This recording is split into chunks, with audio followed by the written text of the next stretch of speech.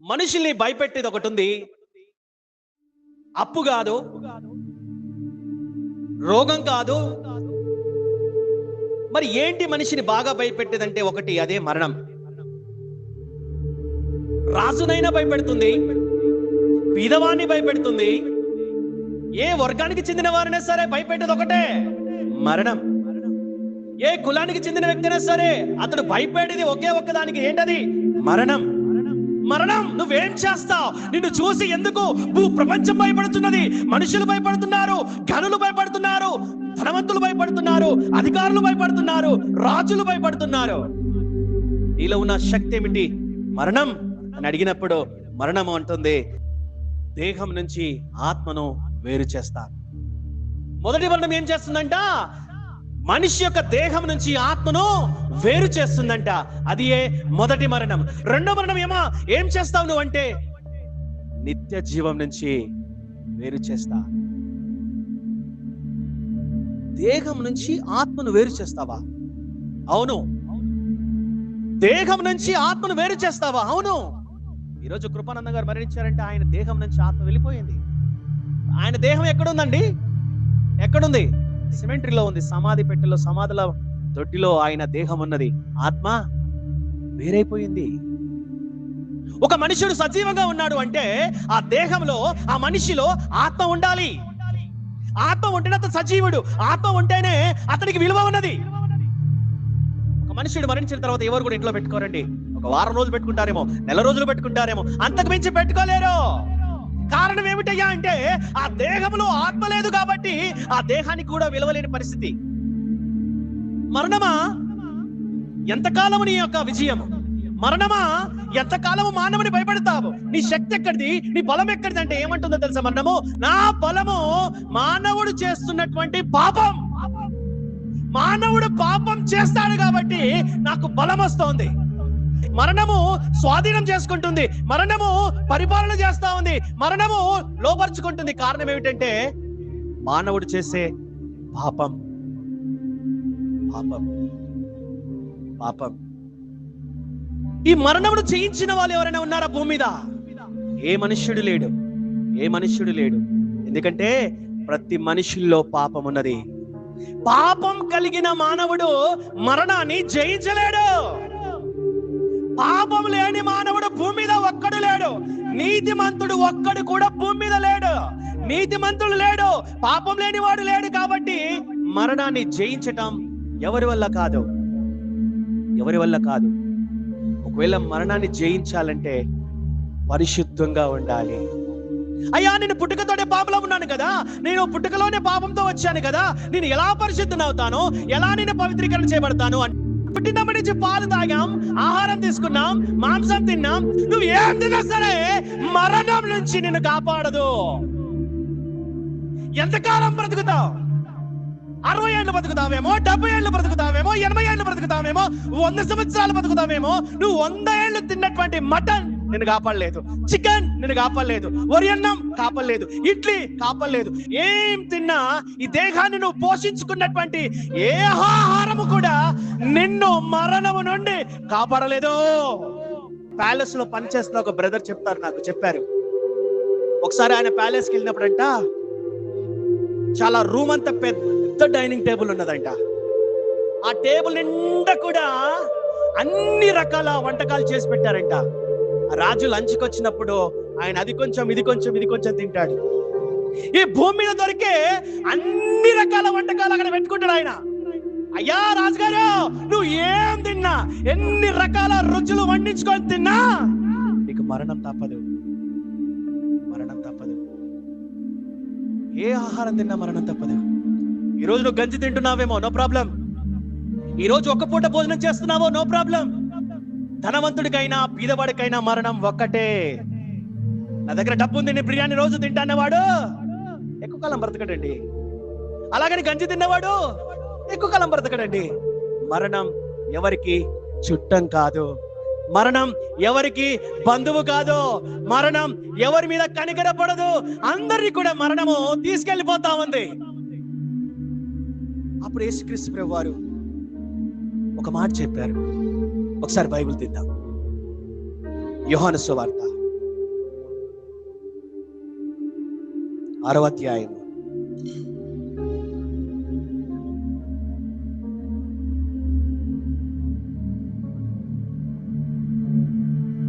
యోహాను సువార్త 6వ అధ్యాయము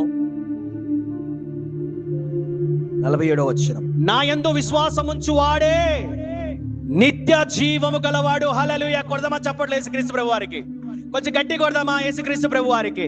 కొంచెం గట్టి కొడదామా యేసుక్రీస్తు ప్రభు వారికి. మళ్ళొకసారి చదువుదాం, మళ్ళొకసారి ఆ మాట చదువుదాం. ఎంత బలమైన మాట అంటే, ఏమండి ఈ భూమి మీద ఇదిగో ఈ ఆహారం తింటే మరణం ఉండదంటే అన్నట్లయితే ధనవంతులంతా కూడా ఎగబడతారు. కోట్లు కోట్లు కోట్లు ఇచ్చారు సరే అది కొనేసుకుంటారు. నీలాంటి నాలాంటి పేదవాడికి దొరకకుండా చేస్తారు. ఒకరు డబ్బుతోనే కొనుక్కునేదైతే ఏదైనా ఆహార పదార్థం అంట దాన్ని కొనుక్కుంటేనంట మరణము ఉండదని ఎవరైనా చెప్తే ధనవంతులంతా లైన్లో నిలబడి ముందుగానే కొనేసుకుంటారు. కానీ దేవుడు దాన్ని భూమి మీద పెట్టలేదు, మనం తినే ఆహారపు వస్తువుల్లో పెట్టలేదు. ఆయన చెప్తున్నాడు, అయ్యా ఈ మరణాన్ని నేను జయించాలంటే, నిత్య జీవము నేను పొందుకోవాలంటే ఏం చేయాలో తెలుసా? యేసు ప్రభు చెప్తున్నాడు స్పష్టంగా. మరొకసారి ఆ వచనం చదువుకుందాం. నిశ్చయముగా మీతో చెప్పుచున్నది ఏమనగా, నా యందు విశ్వాసముంచు వాడే నిత్య జీవం కలవాడు. తీసుకునే ఆహారం ద్వారా కాదు మనం నిత్య జీవం పొందుకునేది. మనం తాగే గంజి నీళ్ళ ద్వారా కాదు మనం నిత్య జీవం పొందుకునేది. మనం తినే చికెన్ బిర్యానీ ద్వారా కాదు మనం నిత్య జీవం పొందుకునేది. మనం నిత్య జీవం పొందుకోవాలంటే సజీవుడైన యేసుక్రీస్తు యందు విశ్వాసం ఉంచాలి. ఎవరైతే యేసు యందు విశ్వాసం ఉంచుతారో వారు మాత్రమే నిత్య జీవం పొందుకుంటారు. యేసు ద్వారా తప్ప ఏ మనుష్యుడు కూడా నిత్య జీవం పొందుకోలేరు. ఆయన రాజు కావచ్చు, అమెరికా దేశానికి ప్రెసిడెంట్ కావచ్చు, గల్ఫ్ రాజ్యాలలో మరి రాజులు కావచ్చు, ఎవరైనా సరే వారు మరణాన్ని జయించాలన్నా నిత్య జీవం పొందుకోవాలన్నా వారంతా ఏం చేయాలో తెలుసా? యేసుక్రీస్తు యందు విశ్వాసం ఉంచాలి. ఇది డబ్బుతో కొనేది కాదయ్యా, నీ జేబులో డబ్బు పెట్టుకొని కొనుక్కునేది కాదు. ఇది ఉచితముగా నీ దేవుడు నా దేవుడైనా యేసయ్య ఇచ్చి ఉన్నాడు. ఇది అందరికీ ఉచితమైనదే. నిజంగా నువ్వు మరణాన్ని జయించాలన్నా, నీవు నీ ఇంటి వారు నిత్య జీవం పొందుకోవాలంటే ఒకే ఒక్క మార్గం, యేసే మార్గం. ఒకే ఒక్క మార్గం, యేసు యందు నిత్యంగా మనం నిరంతరం విశ్వాసం కలిగి జీవించాలి. అలాంటి యేసు అద్భుతమైన అవకాశం ఇచ్చినటువంటి యేసుకి ఒక్కసారి చప్పట్లు కొడదామా? ఒక్కసారి చప్పట్లు కొడదామా? ఒకవేళ నిత్య జీవం ₹1,00,00,000 అంటే ఇక్కడ ఎవరు కొనుక్కోగలరండి బాబు? ఒకవేళ నిత్య జీవము 10 కోట్లు అంటే నువ్వు కొనగలవా, నేను కొనగలనా? ఒకవేళ నిత్య జీవం 100 కోట్లు అన్నట్లయితే నువ్వు కొనలేవు, నేను కొనలేను. దేవుడు కరుణామయుడు, ప్రేమామయుడు కాబట్టే ఎలాంటి రూపాయి ఖర్చు లేకుండా ఉచితంగా నిత్య జీవం ఇస్తున్నాడు. ఆయన చెప్పిందల్లా ఒకటే, మీరు నా యందు విశ్వాసం ఉంచండి. కొడదాం మరొకసారి చప్పట్లు యేసుక్రీస్తు ప్రభు వారికి. జాగ్రత్తగా గమనించే తర్వాత యేసుక్రీస్తు ప్రభు ఇంకా చెప్తా వస్తా ఉన్నాడు. ఆయన ఏం చెప్తున్నాడు ఒకసారి చూద్దాం. 49వ వచనం.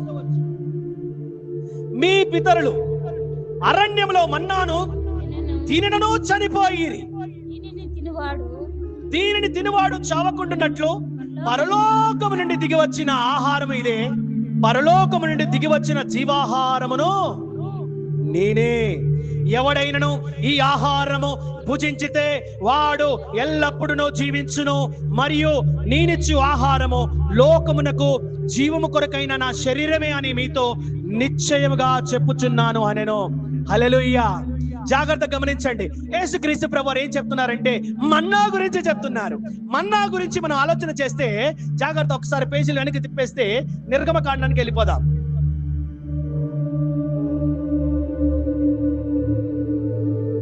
నిర్గమకాండం 16వ అధ్యాయం.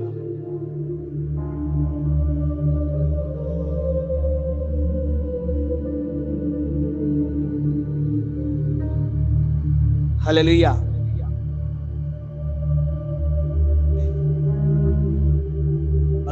మొదటి వచనం చదువుదామా?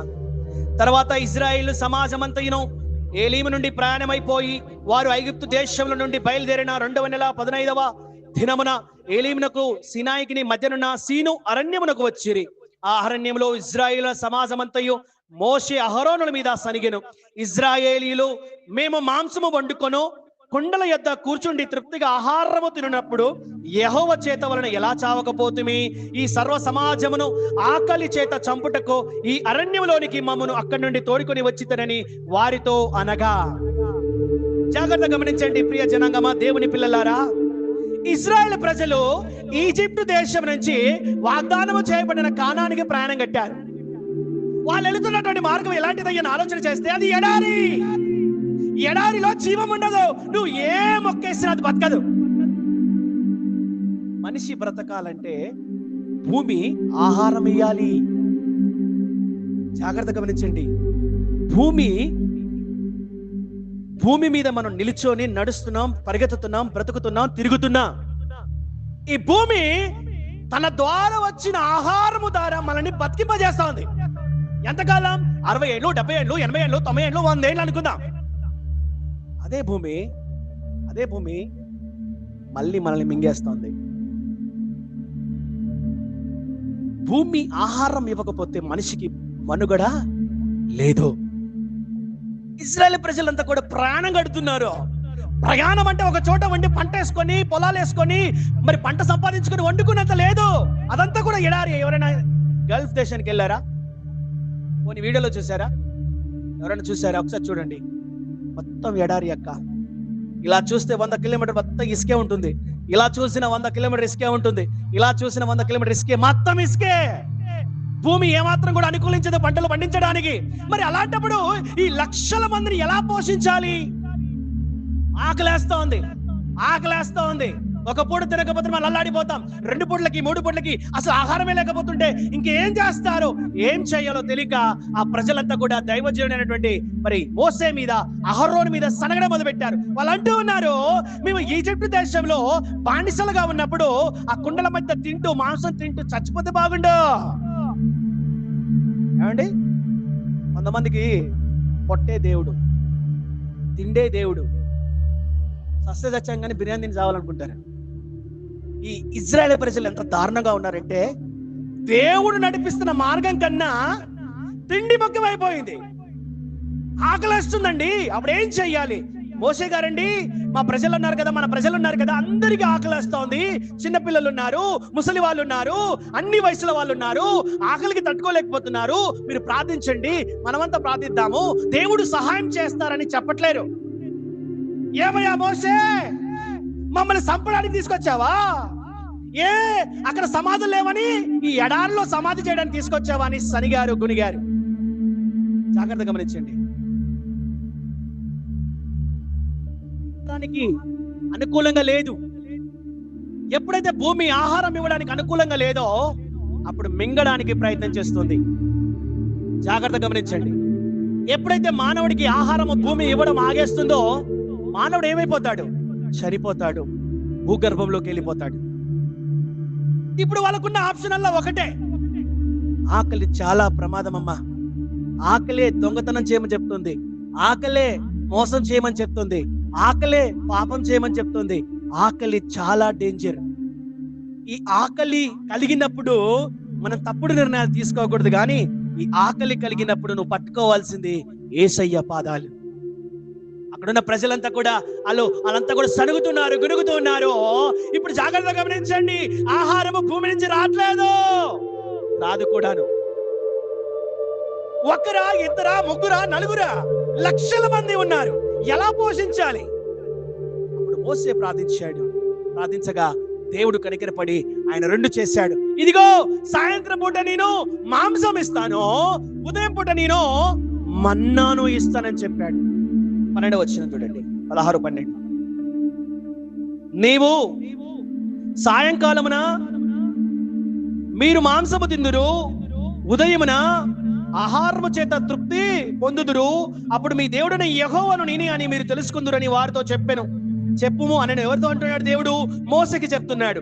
కాగా సాయంకాలమున బూరెడులు వచ్చి వారి పాలమును కప్పెను. ఉదయమున మంచు వారి పాలము చుట్టూ పడి ఉండెను. పడిన ఆ మంచు ఇరిగిపోయిన తర్వాత నూగు మంచు వలె సన్నని కణములు అరణ్యపు భూమి మీద కనబడెను. హల్లెలూయా. జాగ్రత్త గమనించండి. తినడానికి ఆహారం లేదు, తాగడానికి నీళ్లు సరిగా లేవు. అలాంటి భయంకరమైన పరిస్థితిలో వీళ్ళు సనుగుతూ ఉండగా దైవజనుడు ప్రార్థించినప్పుడు దేవుడు చేసిన కార్యం ఏమిటంటే పక్షుల్ని పంపించాడండి. పక్షులు ఎక్కడి నుంచి వచ్చాయో దేవుడు పంపించాడు. అవన్నీ వచ్చి వాళ్ళు ఎక్కడైతే డేరాలు వేసుకున్నారో, ఎక్కడైతే వాళ్ళు నివాసం చేస్తున్నారో, ఎక్కడైతే సనుగుతూ ఉన్నారో, ఎక్కడైతే ఆకలి ఆకలి ఆకలి అని ఏడుస్తూ ఉన్నారో అక్కడికి వచ్చి పక్షులన్నీ వచ్చి పడిపోయాయి. ఎవరికి తోచినంత వాళ్ళు పక్షులు తీసుకున్నారు. మా ఇంట్లో నలుగురున్నారా, 4 పక్షులు, 5 పక్షులు, ఎంత తింటే అంత పక్షులు తీసుకున్నారు. అయ్యా ఈ పూట మాంసం వచ్చింది, మరి రేపటి సంగతి ఏంటి? రేపటి సంగతి ఏంటో తెలుసా? పరలోకం ఆకాశం నుంచి మన్నాని కురిపించాడు. కొడదామా చెప్పండి యేసుక్రీస్తు వారికి. అది మనుషులు పండించే పంట కాదు, విత్తనాలు వేస్తే వచ్చే పంట కాదు. కేవలం దేవుడు మనుషుల్ని ప్రేమించి ఆహారము ఇవ్వటానికి ఆయన ఆకాశం నుంచి మన్నాను పంపించాడు. ఏ కష్టం చేయలేదు, ₹1 సంపాదించలేదు. దేవుడు ఫ్రీగా ఎన్ని సంవత్సరాలు పోషించాడు తెలుసా? 40 సంవత్సరాలు పోషించాడు. 40 సంవత్సరాలు పోషించాడు. నీ దేవుడు నిన్ను పోషించలేడా? నీ చిన్న జీవితమే కావచ్చు, నీకు పనే లేకపోవచ్చు, గుర్తుపెట్టుకుందాం ఏంటో తెలుసా? దేవుడు నిన్ను పోషించగలడు. 40 సంవత్సరాలు ఒక్కరిని కాదు, ఇద్దరిని కాదు బాబు. మన ఇంట్లో నలుగురు ఉంటేనే ఒక్కొక్కసారి వచ్చేస్తుంది బాధ. ఒక చిన్న బర్త్డే పెట్టుకుంటే ఏందమ్మా ఇంత ఖర్చు అయిపోయింది అనుకుంటాం.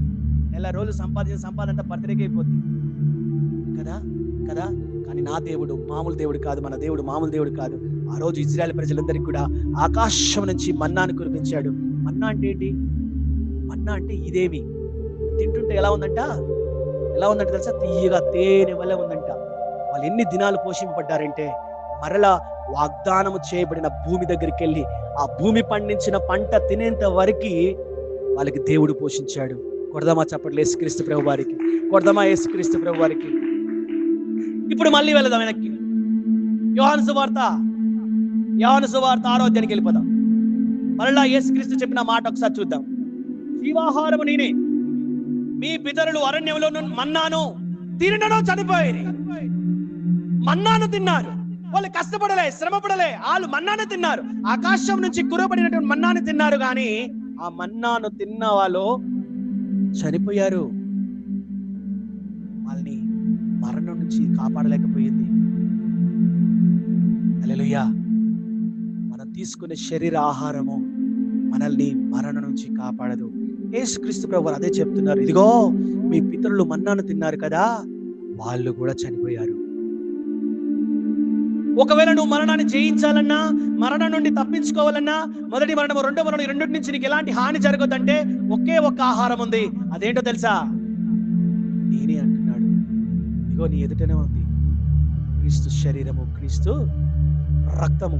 ఈ మాట చెప్పగానే ఏం మాట్లాడుతున్నావయ్యా నువ్వు నీ శరీరాన్ని దండిస్తావా? నువ్వు సరిపోతావా మా అందరికి? నీ రక్తం సరిపోతుందా? నీ దేహం సరిపోతుందా? ఈయనకి ఏమైంది ఇలా మాట్లాడుతున్నాడు? మీకు తెలుసా? యోహాను సువార్త 1వ అధ్యాయం 1వ వచనం చూడండి.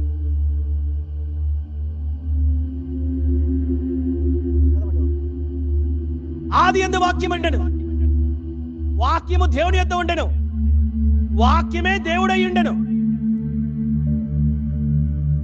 హల్లెలూయా. క్రీస్తు ఎవరండి? క్రీస్తు ఎవరు?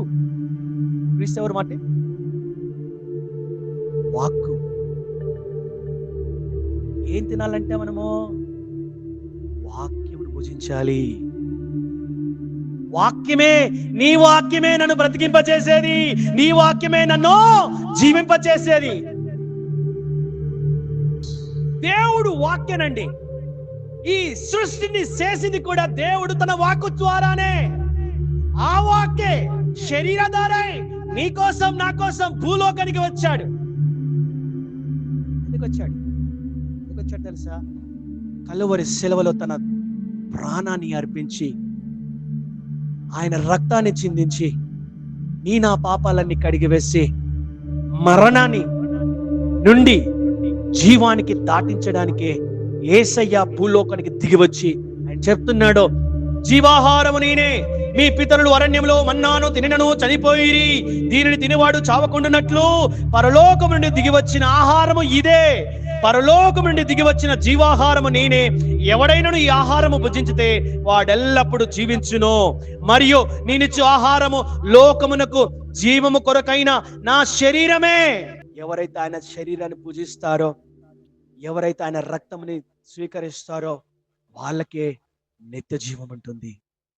వాళ్ళే మరణం నుండి జీవంలోకి వస్తారు. వాళ్ళే పరలోక రాజ్యంలో నిత్యము ఆయనతో పాటు కొనసాగిస్తారు. ఒక విషయం చెప్పనా, ఇది ఫ్రీగా వచ్చింది, ఇది డబ్బుతో వచ్చింది కాదు. ప్రార్థన చేసుకుందాం.